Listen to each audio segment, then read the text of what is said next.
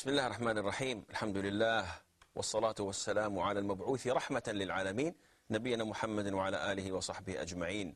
Assalamu alaikum wa rahmatullahi wa barakatuh, and welcome to Lessons in Fiqh. Brother Mustafa, we're studying chapter that deals with, well, Brother Abu Malik. Talking about the prayer. Well, we're all talking about the prayer. We've been talking about prayer for the past couple of months now. Brother Muhammad, conditions of salah. See, it helps you to focus once you know what you're doing, because it relates things to the other things. So the hadith we have here is hadith number 166 by Amir ibn Rabi'a, may Allah be pleased with him. Brother Malik, would you please read it for us? Narrated by Amir ibn Rabi'a radiallahu anhu, I saw Allah's Messenger sallallahu alayhi wasallam praying while mounted on his riding animal, facing whatever direction it faced. Al-Bukhari added, making gestures with his head, and he did not do that, meaning pray while mounted with obligatory prayers. So this answers the questions we had previously, that is it okay to pray obligatory prayers while riding on a camel or riding in our cars? And this answers it, that the Prophet did not do this except with voluntary prayer. Now, again, we come to this issue just as a revision. Facing the Qibla is one of the conditions of Salah. Obligatory prayer, you have to face the Qibla. In voluntary prayer, you may not face the Qibla, as the doing of the Prophet ﷺ shows us that he did not do it. Now the question is, Mustafa, do you think that in obligatory prayer, in voluntary prayer, when I'm riding on my ride, whether it's wheels or camel or whatever, do I have to face the Qibla to say the first takbir, Allahu Akbar, then wherever it goes it's okay, or it's open all the way? I don't know. Abu Malik? It's open all the way. It's open all the way, though some scholars say no. Takbiratul Ihram, you should face the Qibla, make takbir, then wherever your ride goes, your plane, your car, then you're okay. But there isn't, according to what I know, a strong evidence that backs this up. Abu Malik? Yeah. Somebody's driving a car. How do they pray and take care of the road at the same time?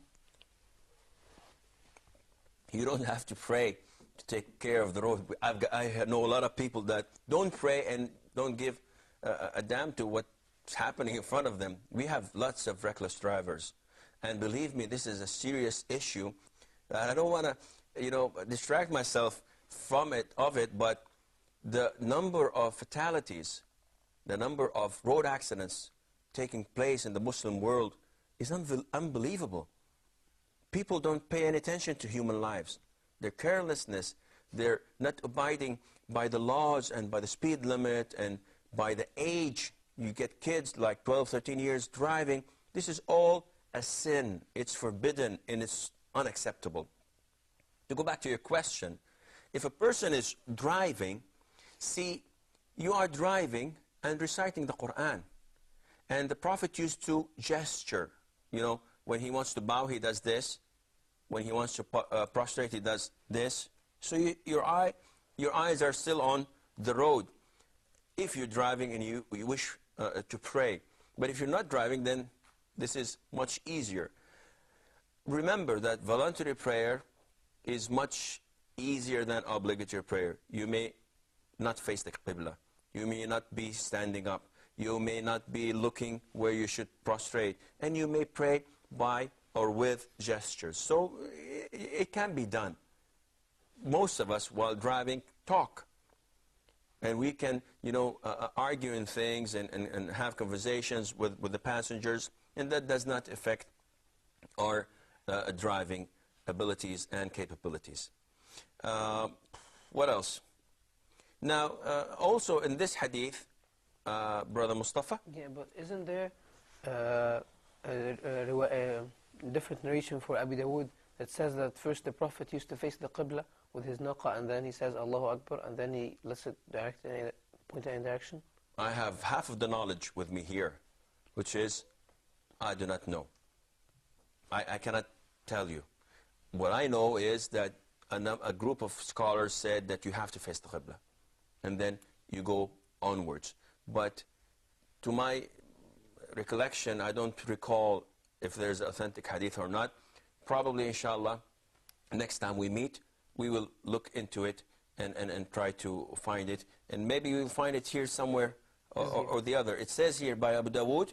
Yes. Can you read it for me, Brother Mustafa?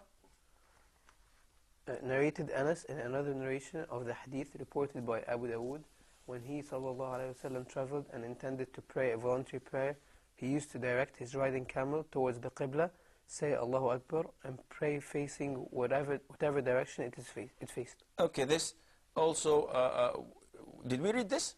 No. We didn't read this. Who didn't read this? Okay, 3 marks are taken away from you. Okay, then this hadith reiterates the fact that some scholars have. But again, I have to go back to my references and check if this hadith is authentic or not, because as we stand, I don't have any recollection of it. So I have to go back to my references. Inshallah, next time we meet, I'll have it with me, inshallah, Azza wa Jal. Nevertheless, if you're able to do this, okay, but if in the case you are flying, or in the case you are on a bus, and the car is going in a direction different than the Qibla, it would be probably difficult for you to do so. So we have to go back and ensure that this is the correct version and authentic version. What else?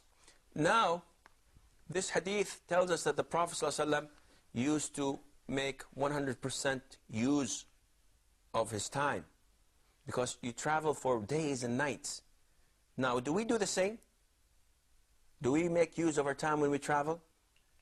If you travel in airplanes nowadays, they came up to the point that they brought movies and music to accompany you for 5 or 6 hours while you're traveling and flying, or maybe more. If you're going to the Far East or to the West, the Far West, you probably mounts up to 11 or 12 hours of flying.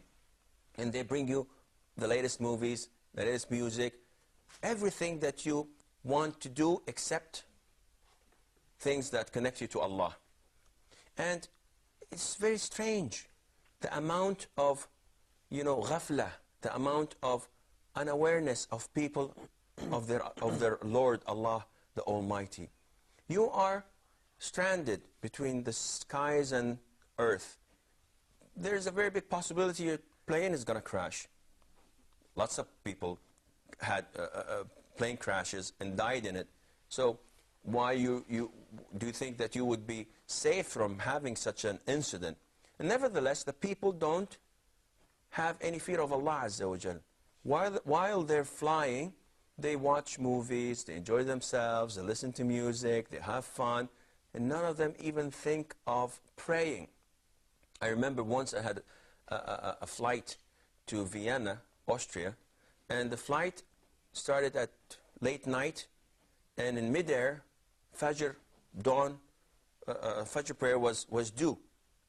And all those in the aircraft were mainly Muslims. And to my surprise, until we landed, not even one single person stood up and prayed. And they're all Muslims. And this is strange. This is awkward. Prayers should be in our blood. We should not abandon prayer under any circumstances. And yes, to answer the question you're thinking of, there was a place for people to pray.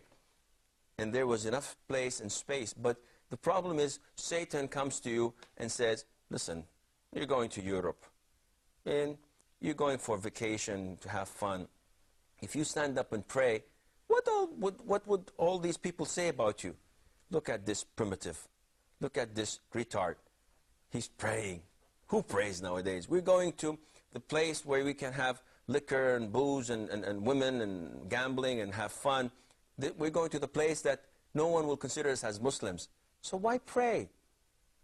Before last flight I came in, I was traveling to an Arab country, and unfortunately, in the plane, the women that went in, they were all covered in veil and black dresses, and they looked very nice. You couldn't see anything of them. And the minute the aircraft was airborne, they went to the bathrooms, and they came out with their jeans, tight jeans, and shirts, and perfume, and blonde hair. What the hell is happening? Where is this? I thought that we were hijacked by UFOs or something, and they were transformed, and these are aliens, and started shaking hands with them. What is this? They said, well, we're going for a vacation. Okay, do you have a vacation from Islam? You have a vacation from work. You have a vacation from your commitment to school or university. But you don't ever have a vacation from your religion and from your beliefs unless you are not a believer, unless it's a matter of habit. Once we have the habit, we are Muslims.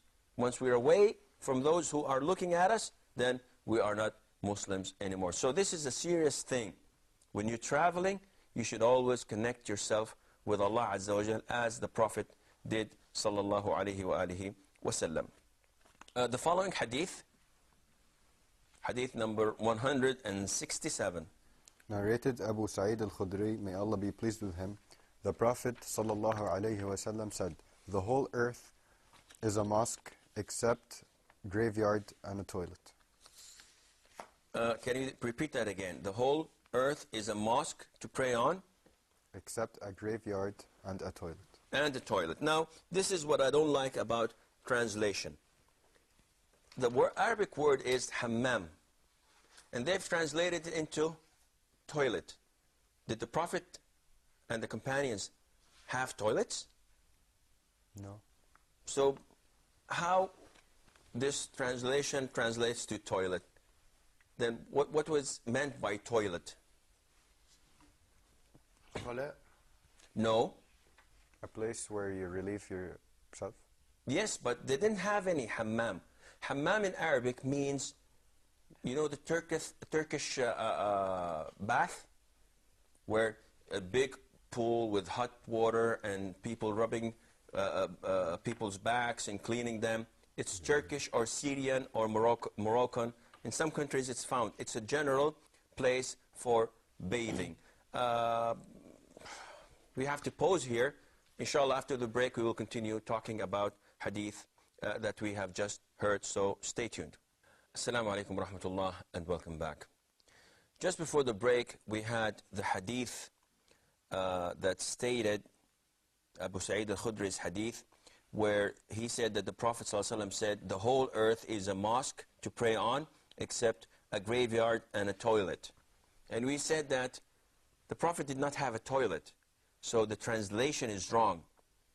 The word hammam means a public bath, where people did not have bathrooms in where they lived, so they go to a common bath where they bathe in. The water is hot, and sometimes maybe they get a back scrub or so. The Prophet says in this hadith that it's not acceptable. Graveyards, okay, we understand, but hammam, why? Some scholars say because usually the people are exposed there, and maybe one would not wear a towel or cover his awrah properly, but the hadith itself is not authentic.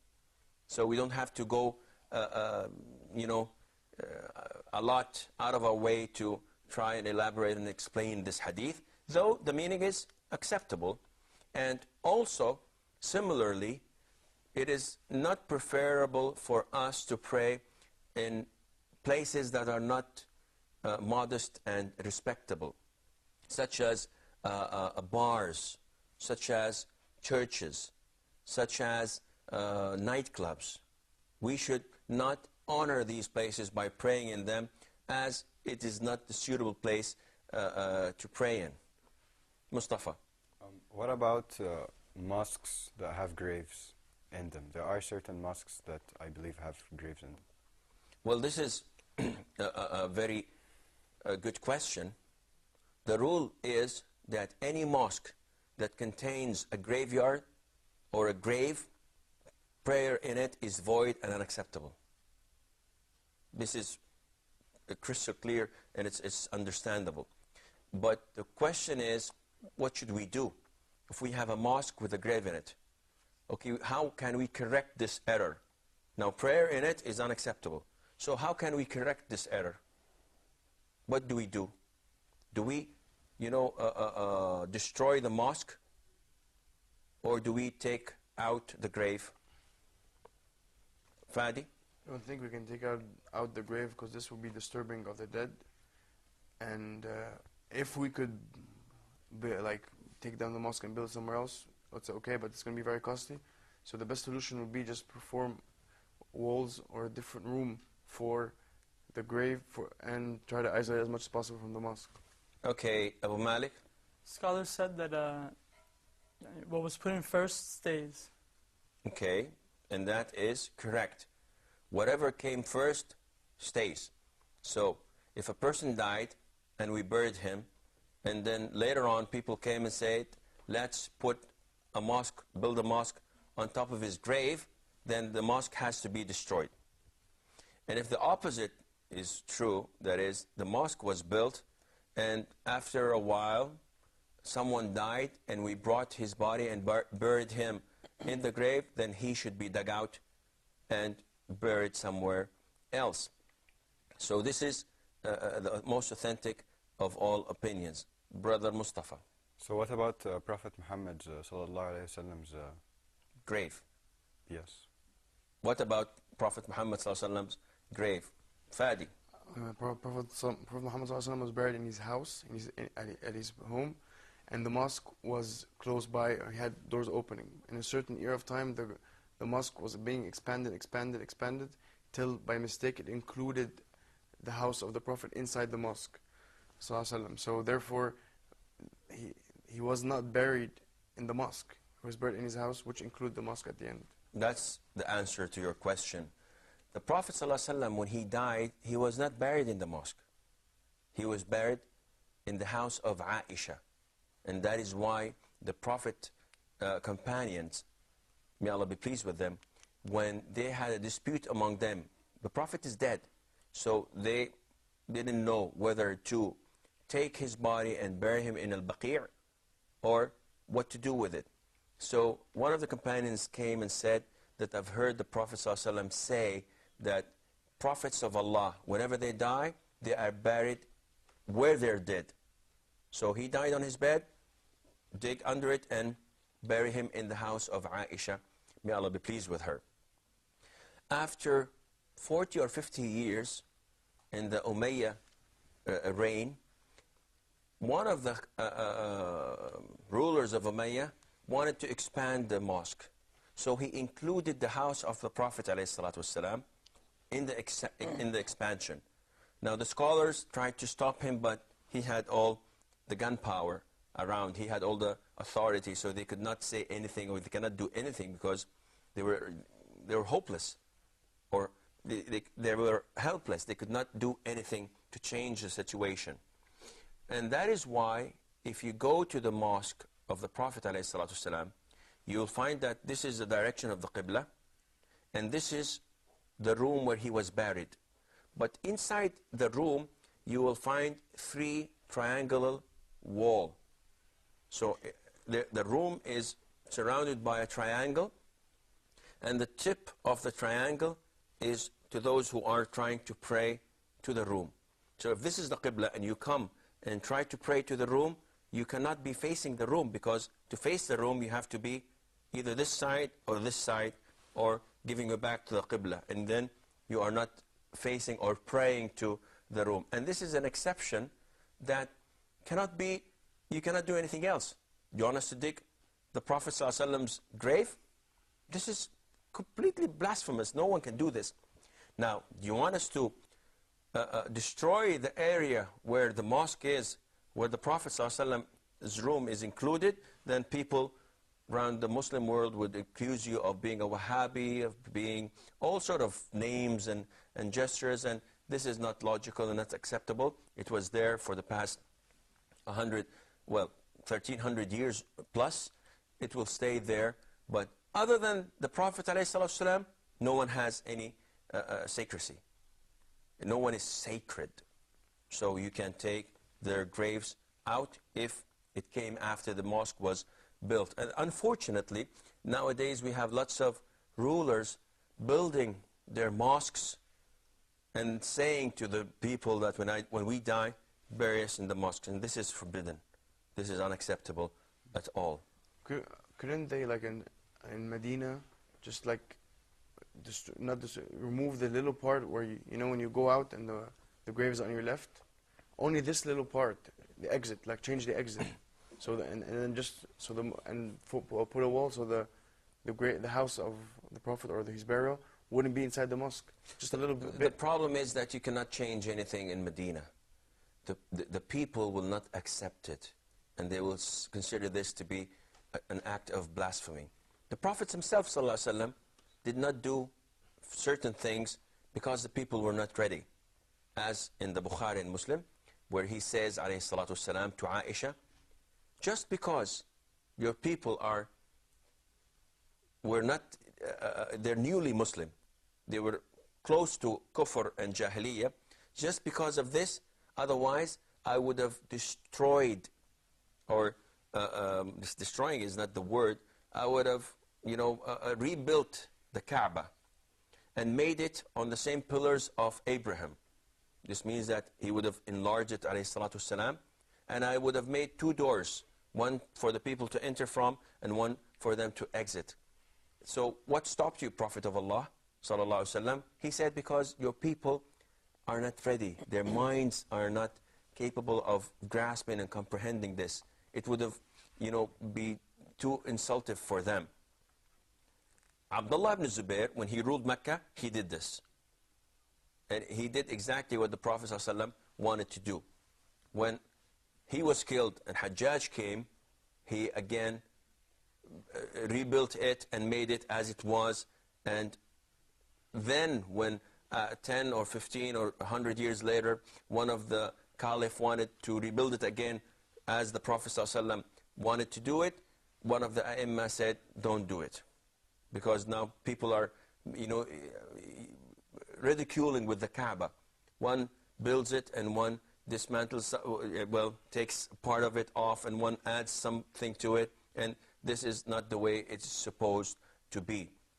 So you cannot change much in Medina because you have 1.7, 1.8 billion people that believe in Mecca and Medina.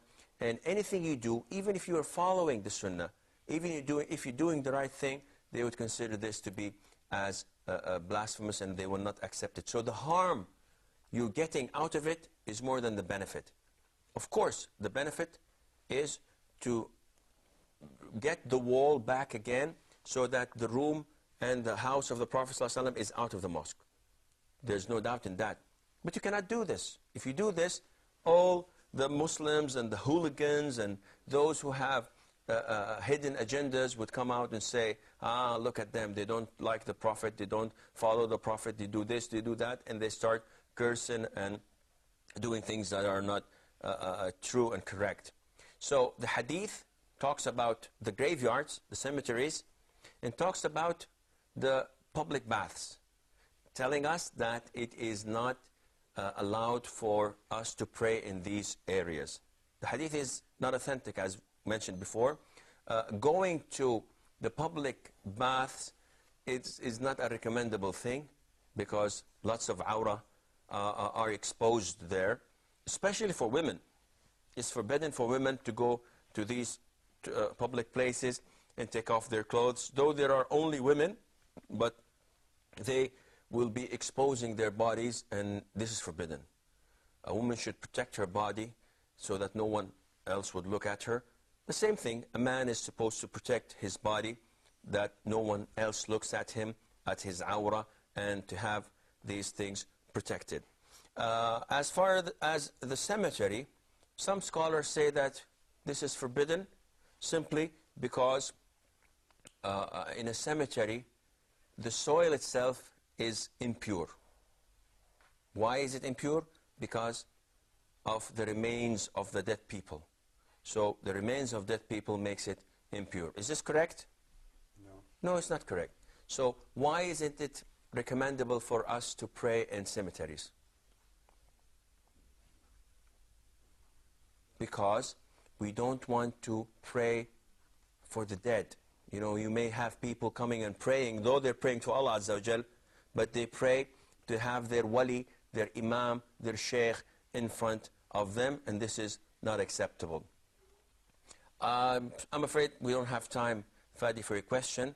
But until we meet next time, inshallah, we'll try to go through these topics once again. Until we meet next time, fi amanillah.